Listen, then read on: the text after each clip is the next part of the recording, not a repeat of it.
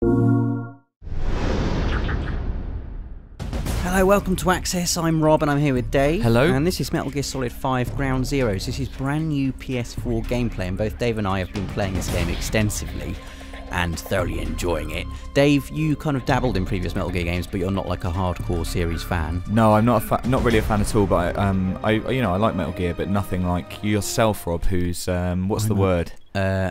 A Kojima file. Okay, that's what I'm going to call myself. Yeah. And obviously, this is a video. We're going to talk about how Metal Gear Solid 5 really kind of shakes it up and changes the gameplay, because a lot's been said about it. And the first thing that I instantly noticed was the absence of like a soliton radar or a camouflage system, meaning that the way you kind of find out where enemies are is by doing this. You mark them. Yeah. You have to kind of get your binoculars out, you mark them, find out where they are, and there's kind of, you know, in the old games there'd be like little linear corridors or hub areas, and you'd kind of react organically to guards as and when they arose and came up, and you'd sneak past each individual guard and you'd be into the next area. Whereas this, it's open, there's no kind of interlinking hubs, it's all just one big area. Yeah.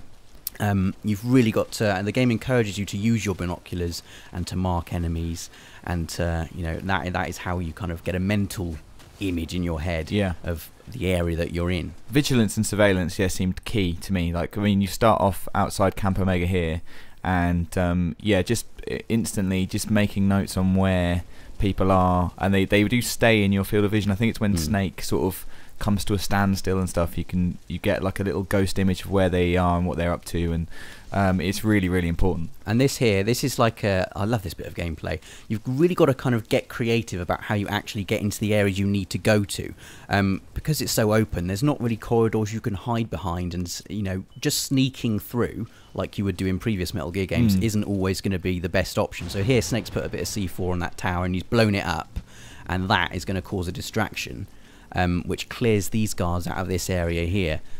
I must admit that I didn't think of anything that creative. I mean, you sort of have to pinch yourself and really think outside the box. I think there's a lot more available to you. There's a lot more options than you would usually expect from a game. And that's what I think. You know, Ground Zero. That's the whole point of Ground Zero, as Hideo Kojima said, and you can hear him saying that in the interview we've got on our channel already. Yeah. You can't just play it like you were playing previous Metal Gear games. Like, when I first came to this area, I did sneak in like I was, you know, playing old Metal Gear games. Yeah. You know, trying to pick a route through it like it was like a linear area, and you know, it just didn't work. Yeah. You know, I got spotted, I end up just running around shooting people. I mean, you can do it, you can sneak in there. Yeah. But there's, you know, it really does encourage you to get creative, and you know, there are so many other options. It's just, you know, you can creating diversions and stuff like that. There's so many ways to create diversions, and use like alerts to your advantage rather than being completely sort of terrified of them and stuff. The key to it is kind of like managing the area, managing where you want the guards to go, and there's loads of different ways you can control where you want guards to be. This, I absolutely love this little segment of gameplay here. Snake has got to get into a specific spot. So he's got this kind of sleeping guard. He leaves in the road there because he's seen that there's a truck coming. So he kind of hides behind here. And also, we should point out that this is the daytime now. Yeah, the time of day is a really key element as well, because patrols will be different depending on whether it's during the night or during the day. There'll be less patrols at night, but guards are a really good source of information as well. That's right. So, when you sort of grapple with them, you get a choice, don't you, Rob? You can just sort of knock them out. Let's have a look at this. Interrogate them. This here. So Snake's put a bit of C4 on this truck. He's basically made a big mobile bomb. Yeah. And he needs to get into that base there. See where that door's just open? Yeah. Where that door is always shut. And the ingenious thing he does is... boom. Blows that truck up so it's kind of stuck in the door. The door is now stuck open. And there are multiple other ways to get inside that area, but that is one very creative way. Funnily enough, the way I got in that area was I hid in the back of the truck. And just climbed into the back and drove straight in. And we were just talking about then about using guards to your advantage. You can listen to conversations. These two guards are having a conversation here about a prisoner that is due to be executed. They can be having other conversations. They could be talking about like an ammo cache, for example. Oh, I saw a bunch of bullets over by the helipad, that kind of thing. You know, colloquial conversations that guards would definitely have. So he's listened to that conversation there, and we're going to see a little example now of the options you can have when you actually, you know, hold up a guard. Before they would, like, you could shake them down for ammo and stuff, but here you can make them get down on the ground, which kind of just puts them out of action. Yeah. You can interrogate them, and they'll, you know, maybe tell you a bit about where some ammo is, or tell you where a key, you know, just give you a character little, stuff. They mark all kinds of things on your map, don't they? And yeah, the other one was call. Was it call for backup? Call for backup. Yeah. So you, again, like creating a diversion, you get people to run to that area where that guard is, and take them away ultimately from something they've been guarding. This is how I got into the base here, was in the back of this truck, which I think this guy's about to do. Genius. A good thing to do, though, I made a guard call for backup, but I didn't really have an escape plan. Right. And all the guards just descended on my position. You know, and here's the prisoner here that those guards have just been talking about.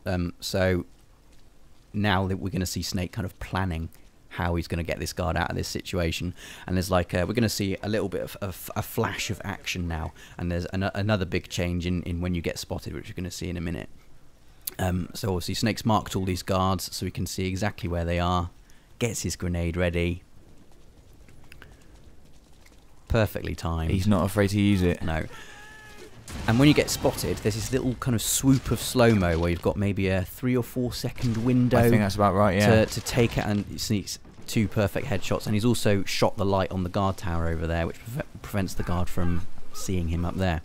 The game's going to call for, I mean, amazing little bits of action like that. There's going to be a lot of that, I think, because the game's so open. There's so many different ways of dealing with things. We're going to see some amazing ways that people deal with problems differently. Yeah. I mean, when we were out at Konami, they had one of the developers play us through, you know, show us his take on doing this level, and he did some amazing things. This is quite what I do. I just run. Yeah. I find myself doing this quite a lot. He was taking out lights, like he took out like a power generator that turned off all the lights in the base and stuff, and he was using anti-aircraft guns and all kinds of stuff. I mean, that's the kind of tactic you'd only be able to use at night as well, if you choose to go in at night time. Exactly. And obviously, Kojima was saying about how the Phantom Pain is going to be 200 times bigger than this. Wow. I don't know quite how that works, whether it's just going to be one enormous map, or whether it's going to be kind of like Campo Mega-sized hubs. This is the CQC combat, by the way. You can kind of chain together attacks like that, like you were able to do in Peace Walker, but this is kind of the first time in the main numbered series that CQC's received that kind of, you know, sophistication. And vehicles, that's another huge thing. You've never been able to drive vehicles before. Yeah. So you can, you know, extract prisoners on them. You can use them as a fast means to get around. Obviously, you will get spotted if you just drive right through a guard encampment like that. But if you do get spotted, I found there was kind of, you had more of a chance to survive. Like Snake could seem to handle himself in combat a lot more than he could before. He's good with his guns. Obviously, if you find yourself in a tank like this, you can pretty much just blow everything to smithereens. Yeah. But there are a lot more options if you do want to actually go in all guns blazing. I still wouldn't recommend it. Definitely recommend the stealthy approach. But that is an actual option now. Yeah, if you want to just dash in there and shoot everything. And a bit of both. I mean, I stealth you basically sort of get into this base, do what you've got to do, then you get out again. I stealthed my way all the way in, really, really well. And then on the way out, I found I was right near to a tank, and I thought, let's just get out guns blazing. And that's exactly what happened. So, I mean, we saw in this, you can use those sort of armoured vehicle tank kind of things. They've got guns. These are anti-aircraft guns. There's also that big truck. I think there's like a little, the Jeep. So there's lots and lots, just in Ground Zeroes, there's lots and lots of options vehicle-wise. And for some reason he's shooting his own helicopter here. Just because Just for laughs. Anyway, that is a little preview of Metal Gear Solid 5 Ground Zeroes. Make sure you check out the channel, as we have an interview with both Hideo Kojima and Yoji Shinkawa, where they delve into a lot of detail about the kind of the changes you can expect in Metal Gear Solid 5 and also the Phantom Pain. So don't miss those, and make sure you subscribe.